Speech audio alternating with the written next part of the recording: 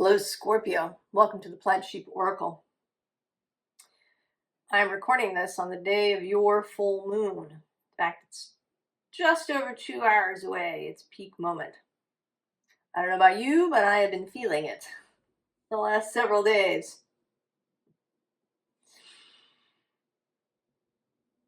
And your reading is really optimistic, I want to say. The card you come out with is this imposing impediment. And with these twins here, certainly it seems that the most imposing impediment is you. And this is not news to you, Scorpio. I don't think it's news to any of us that have been swimming around in these spiritual and psychological waters. I think that we know, at least we know intellectually, that we are the ones that put stuff in front of us. There may have been other people responsible for stuff when we were children, but now, generally speaking, we're the ones that put the biggest obstructions in front of ourselves. Those internal mental problems, those mental cul-de-sacs and mazes and prisons. So this is not news. But what is news is that this particular full moon that we're having may really open things up. So first of all, in the scene underlying, we have this diving toward heaven. So we know we've been doing this. We've been reaching for heaven. Below that is the misted promenade and this person wandering around Rhapsody in Shadows. But right below that, I am just actually seeing it, is this guiding star zenith. I mean, this may be the lightest card in this deck. I'm not sure, but it's certainly in the top 3, if it's not the lightest, brightest card. It is also number 22. And this full moon is happening at approximately 22 degrees of Scorpio and Taurus.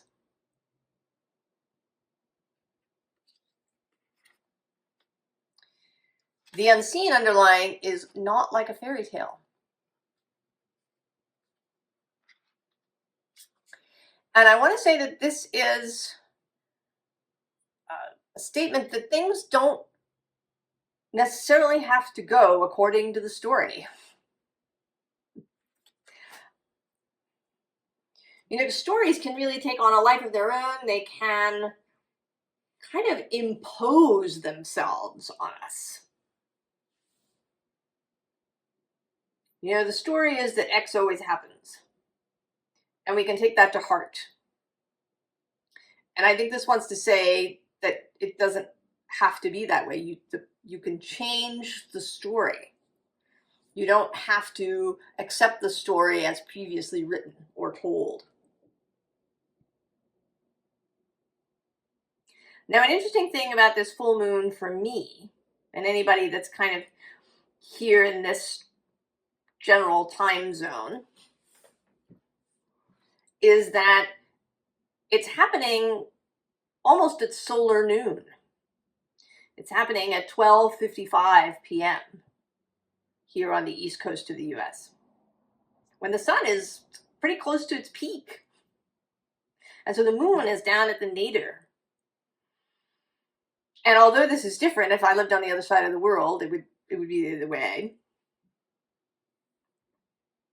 But I think that it is a message, right, that it's for me so that I can see that this is a very solar full moon. I mean, the full moon is always the light of the sun reflected. But this is an extra solar full moon, because Mars is moving through Leo. Mars is Scorpio's guiding planet, along with Pluto. But I think of the more personal planets. So Mars for Scorpio, Jupiter for Pisces, Saturn for Aquarius. These more traditional rulerships as the more personal aspect, as the more prevalent guide when talking about these kinds of movements. Although Pluto is sort of in it too, because he's in Aquarius. So Mars is in Leo, and Leo is the sun's space. And it shows up here several times, Leo, in different forms.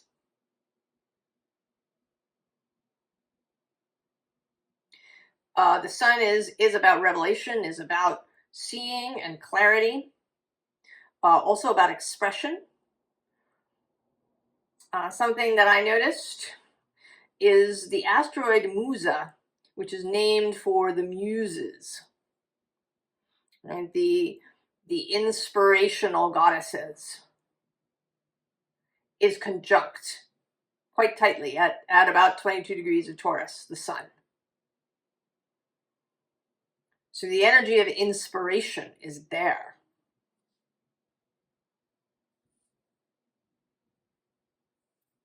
So we start over here with this Five of Swords. It's actually one of my favorites. I don't know, there's something about him that I really like. There is right, a sense of courage, of readiness. You know, he's a little unsure, but he's going to go forward anyway. He's not in battle with anybody else. He's carrying all the swords. But what's interesting is that right below him is the corpse of the Ten of Swords. And what this feels like is that maybe he's been defending the corpse. I've often talked before about not sticking around with the corpse.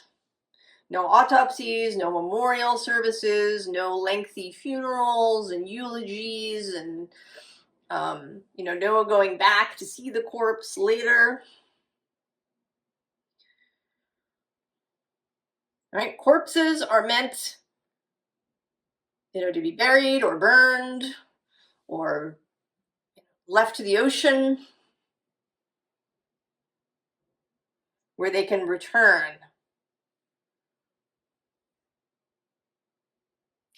And he's here perhaps defending the corpse. And maybe you've been defending your corpse. I think sometimes it can happen, you know, almost against our own will. That there's something so deeply ingrained in us. You know, maybe from the moment that we were conceived, who knows, you know, what our parents believed and what they talked about and what our culture believed and what we were marinated in.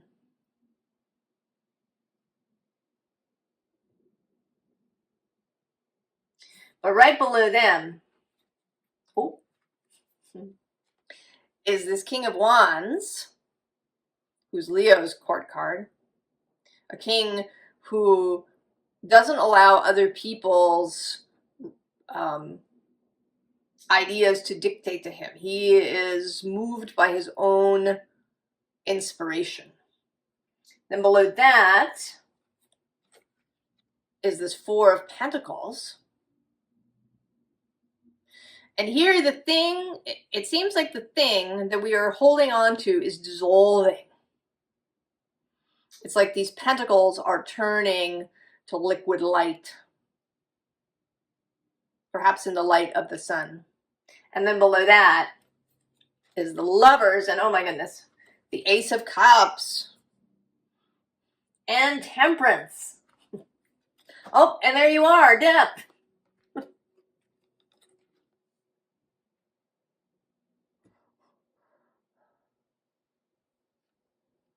So there's all this beauty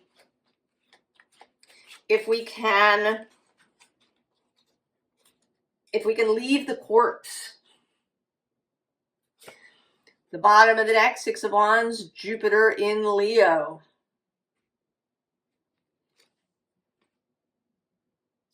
And once that occurs,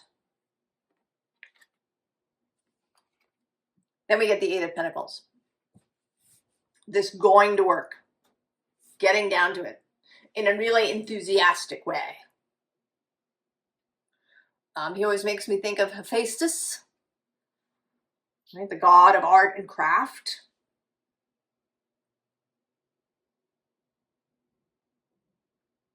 Or Vulcan in the Roman pantheon.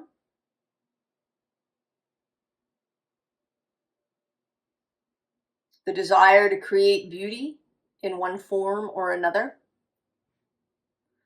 The urge to create the muses. There with you. And then we get strength. The strength to proceed. The strength to hold our own. The strength to believe that things can shift on a dime sometimes. I actually saw a little video this morning about the runner, Dave Waddle. And he was a kind of a funny guy. He wore this golf cap whenever he ran. It was a superstition with him, but he always wore it. He never took it off to run. He, instead of really practicing for something, he got married. And his coach says that, you know, he gave up a gold medal for a wife, but I imagine that Dave thought this was a good choice. And then later he's in this race. He's had a knee injury. It's kind of, right, it's throbbing. The race begins. He's at the rear. But the rest of the pack starts out really fast. And they kind of wear themselves out a little soon. And right near the end of the race, Dave Waddle just comes from behind and he wins by like less than a hair. It's like 0.003 seconds or something. He is just barely ahead of number 2. And, you know, if you were watching this race from the beginning, you would think it was impossible. He has all these things against him, and he's kind of a weirdo, and it's just not going to work out.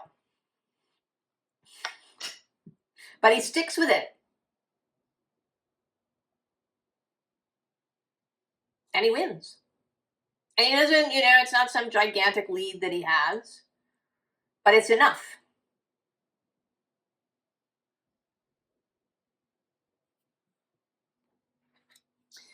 And this feels like you, Scorpio, you've been perhaps in a Four of Swords space. And, you know, I feel like something's woken you. It's like you're sitting up and kind of looking over here. And I think that it's the sun.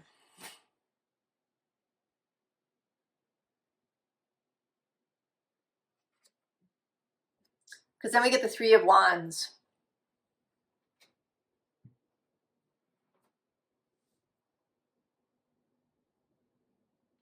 This, right, and this Pegasus kind of looking over in the same direction. This energy of fire incoming. And this is the sun in Aries.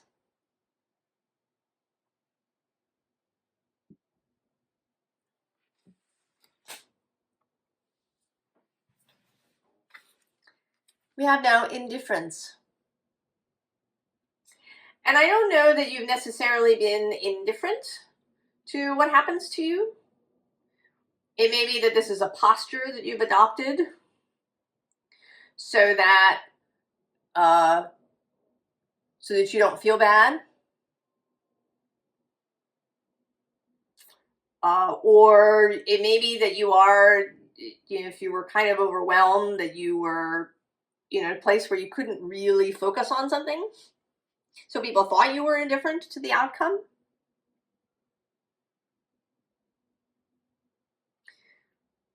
I also feel that this is like, there's something too about indifferent to a person, perhaps. Because right below it we have co-creation. There isn't a lot of this energy happening here. There's just the tiniest little thread or flavor of somebody else. This co-creation. And it may be that they're not going to appear for a little bit, or I sort of feel like they are not necessarily, they're sort of not necessary to your shift. Your shift is internal. You're going to do it yourself.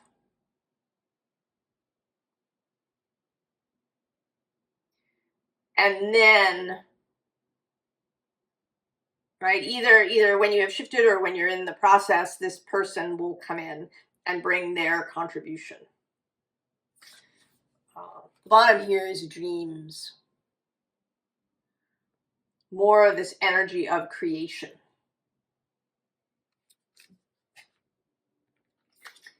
And then we have protection.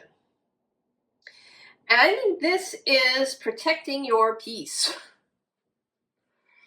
Protecting this new little, what may start out as a little bud.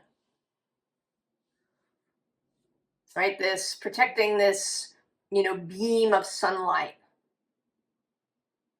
that's coming in.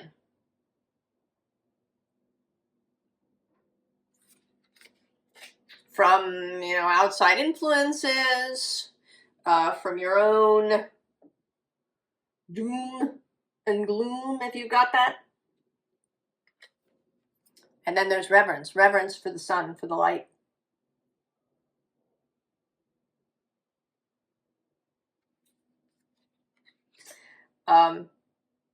Actually, another asteroid that's kind of involved in this. It's an obscure asteroid too, just like Musa, is the god Bennu, who is said to be the soul of Ra.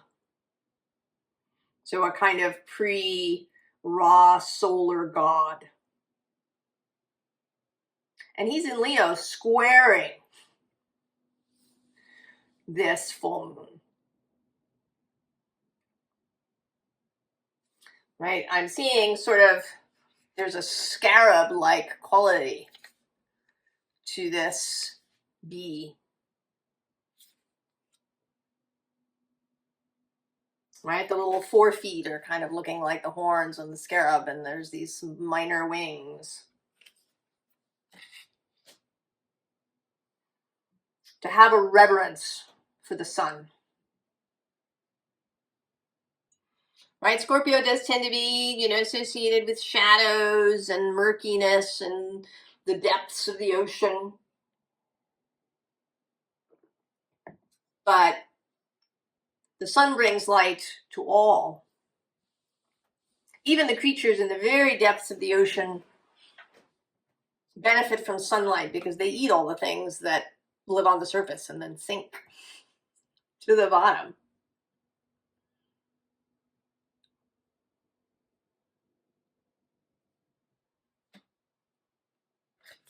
And so then we have ambition.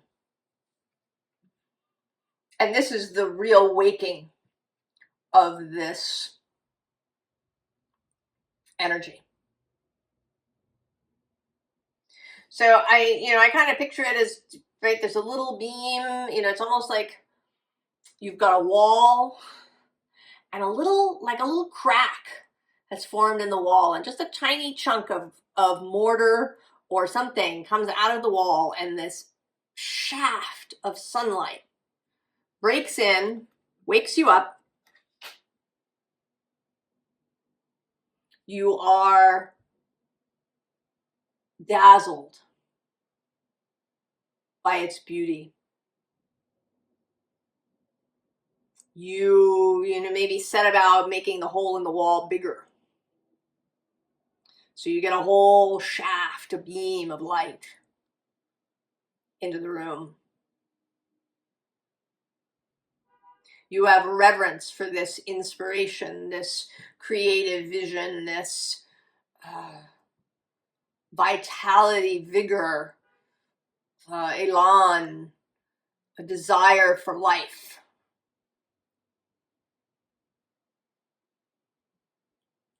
And then you get an ambition.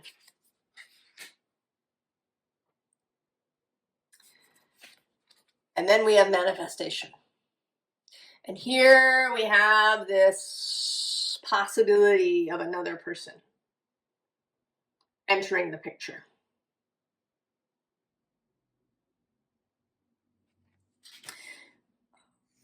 Of course, even solo projects are not fully independent. There's an interdependence. There's other people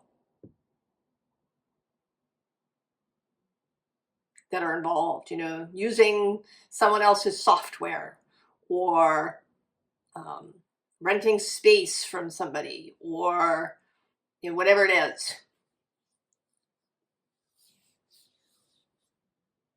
I'm even thinking now of, you know, getting donor sperm to create a child, right? There's always, there's some kind of involvement of other people. But this does feel, with this, right, this meeting of the finger, that somebody will show up who shares some of your ambition.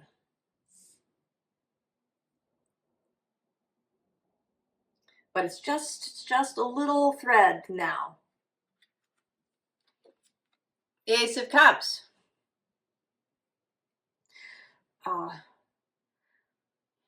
Becoming reacquainted with your own grail, your own cup that maybe has gone neglected in some way, or you know, maybe you were protecting it too much and it was kind of stagnating. Below that, we have this Six of Cups with, you know, cups filled with flowers and growth. And also actually this Seven of Pentacles. And she doesn't, sometimes the person in the Seven of Pentacles looks disgruntled or dissatisfied. But she's got a smile on her face. She's quite satisfied. She's done this work. She's co-created with nature. And there's this wonderful tree with pentacle fruit that's ripening for her.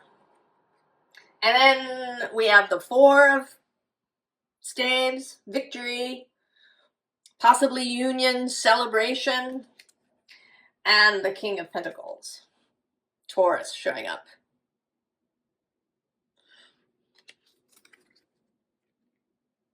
The bottom of this deck is the Two of Wands. This is Mars in Aries.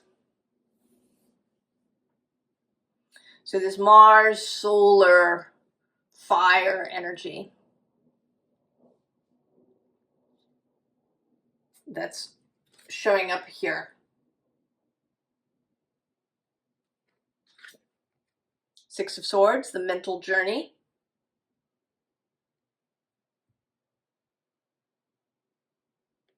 Traveling from the state of mind that maybe, right, sort of Five of Swords, right? Because we go from the 5 to the 6. There's internal confusion.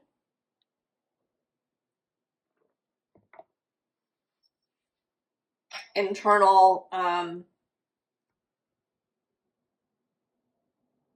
fighting. And then the Eight of Pentacles repeats. And here in a very, in a softer way.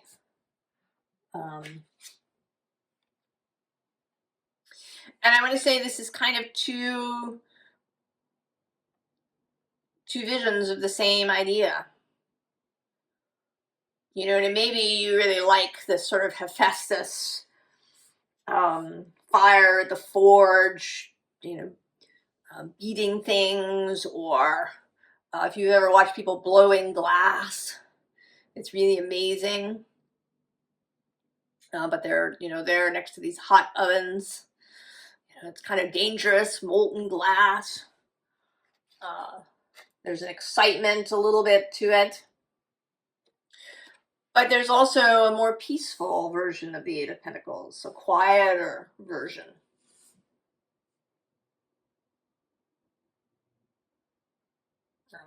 The more gentle vision of bringing art to life. And this may be about the art of your life, of, you know, all the ways that you live your life, of how you keep your home, and the foods that you eat, and the garden that maybe you have, and how you maintain your friendships. We chop things up. You know, it's work, it's play, it's life, it's, you know, your home versus and really it's all blurred. It's all your life. And then we get the Five of Staves. But this five never seems like an argument to me. It seems like a ritual, a kind of creational ritual. Or a brainstorming session, or, something of that nature. It's Saturn in Leo. And we need Saturn for the creational process. He is the physical manifested world. Without him, none of this exists.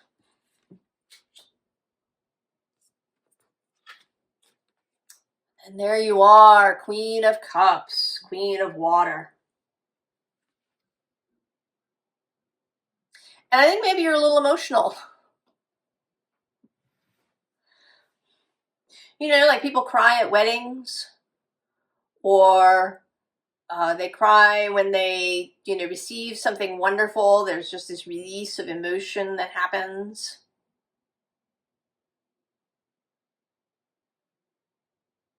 And I think maybe you're feeling very emotional, but in a really beautiful way. You know, you want to laugh and cry at the same time.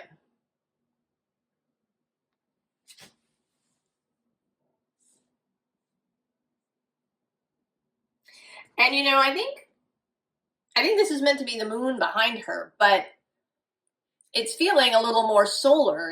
It's really bright, and there's all these lines that I kind of associate with images of the sun rather than the moon.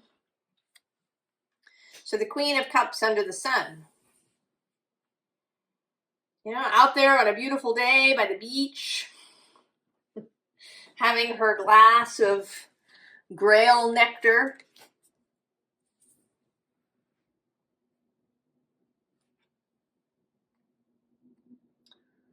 Welcome presence. And I think this is about, we now come to the point where you get seen.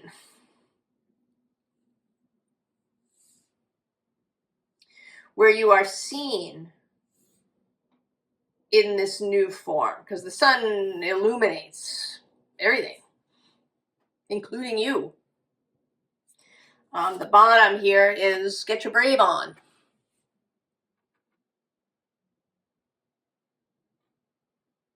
So welcoming the presence of other people. Having the courage, the strength, right? Leo's magnificent ability to stand as the center of attention. Below that is lean into the storm. Now you're good at that, Scorpio. But now you're going to do it in the full light of day.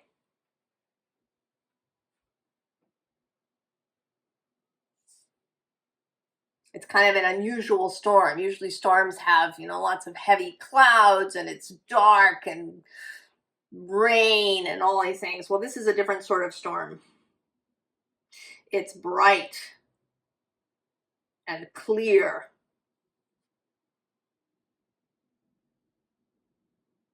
Just this wind blowing through. Seek the angel perspective. Remember, if you start to feel, want to go back to the shadows, gonna hide behind the imposing impediment, try to pull out and look at the big picture and to turn your attention outward. I often forget this myself, but when you get spun out and you're all or spiraled inward, to find a way to turn your attention outward in some way, or to in this case, to see a big picture, and to see yourself as the angels see you.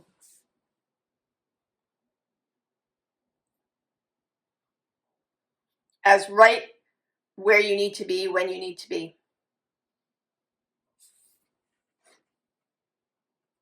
Seek the truest self. Take the mask off.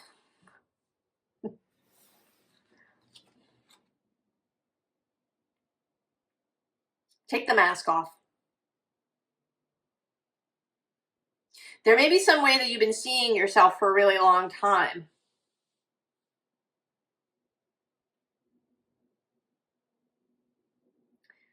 And it isn't accurate. It's, maybe something you overlaid because it was rewarded.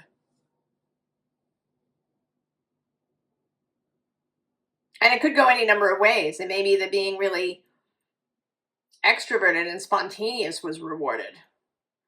But, or having this kind of bullying through,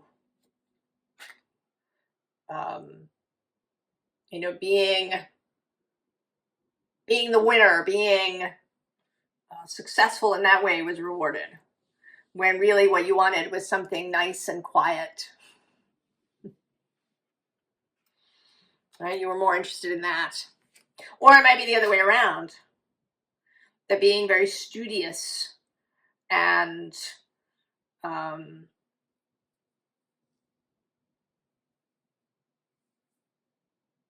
intellectual and practical, ascetic even, was rewarded. And in fact, you really want to be, messy. Or, you've been wearing jeans and t-shirts, and what you really want is to wear, an outfit covered in lace. Whatever it is. And then kick up your heels. Get excited, Scorpio. Allow the Leo energy to raise you up. It is a square, but Mars is your guide. And the sun shines on everyone.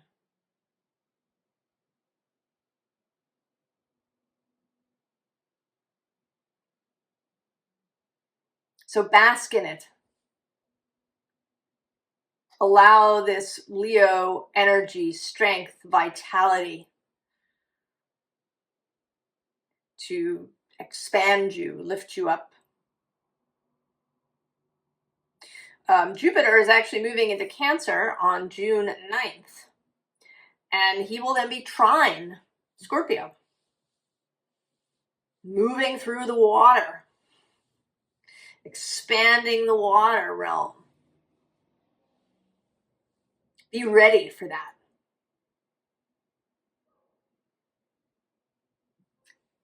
Advice. We have this Four of Cups, which I'm sort of seeing as related to this Four of Swords. And you've been attached here somehow, and you're going to break that attachment. Even though right below that we have the Five of Wands again, and you're looking a little bit disconcerted by all this fire, it's okay. Because actually right below that is the Student of Water, the Page in this deck, and then the Seer of Water, who sits in the King position.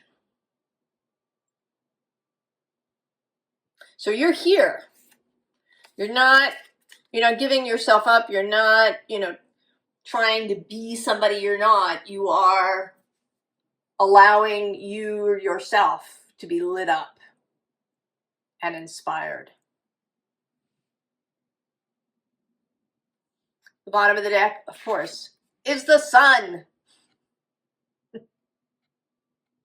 And it's a really nice sun, right? With this mom bird and her hatchlings. The sun as a nurturing force, as one of the things we need for life on Earth.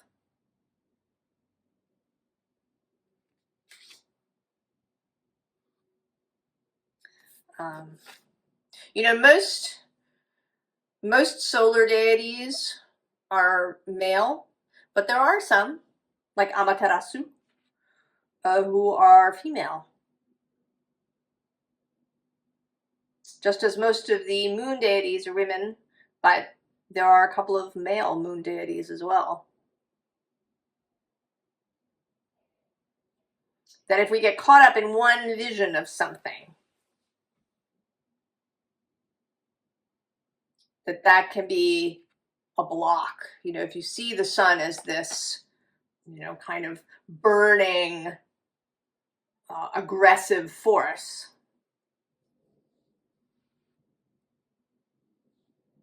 then it can be, it could be a little frightening to be in the path of the sun. But if you see it as a nurturing force, as that which feeds the planet, then it might give you, right, that different perspective can help you move. So we have the Ten of Cups. Get excited. Also, breach the water. Get out of the depths. Meet the sun. The Emperor, the Aries Ram. Mars, the active principle. You don't have to think of him as the god of war. He is the active principle.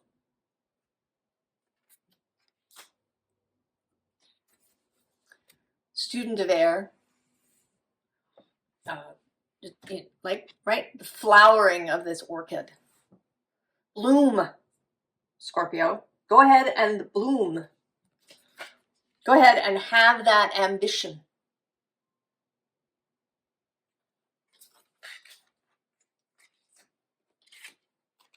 And then the Seven of Pentacles.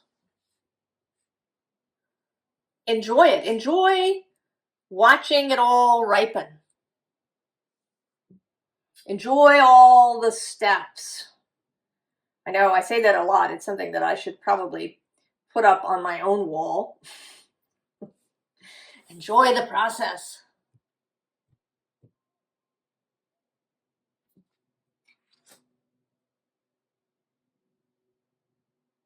And this card belongs to the third decan of Taurus, where this sun will be, where the sun is today for this moon.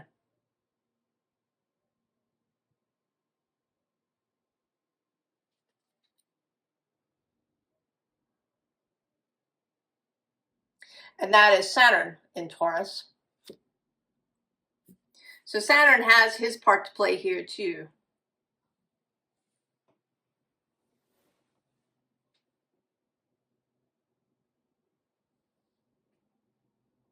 Now, a couple of things just before I finish. I wasn't sure I would share them, but I think I will. A card flew out of this deck, and I didn't really want to be part of the reading. It's just sort of off to the side, and it's the Two of Cups. So another little nod to this person. And then I kind of asked, I asked for a sort of a summary or a, an overview. What I got was there's this 10 of Wands on the bottom, right? The movement forward. And there you are, the King of Cups right below that.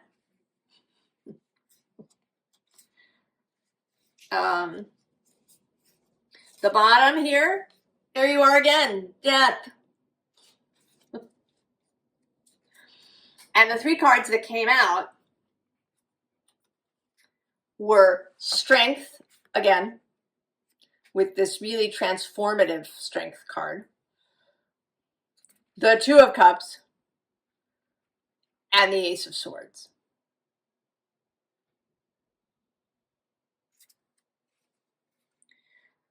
So I think that one of the things that what the Two of Cups may be talking about too, and this, it could be a very specific person who's arriving, or it could also, or be you having a totally different relationship to relationship. The ability to really work together with somebody else, the ability to really be intimate with somebody else. Scorpio does tend to want to merge, but I think Scorpio also wants to hide. It's these opposing forces. And it may be that up until this point, the hiding or merging in a takeover kind of way, where you maintain control of the situation. That these have been your kind of MO in relationships. But that this ability to flower, to bask in the light, to be seen, to be inspired, to be lifted up in sunlight, will have these other consequences around relationships and intimacy. Scorpio.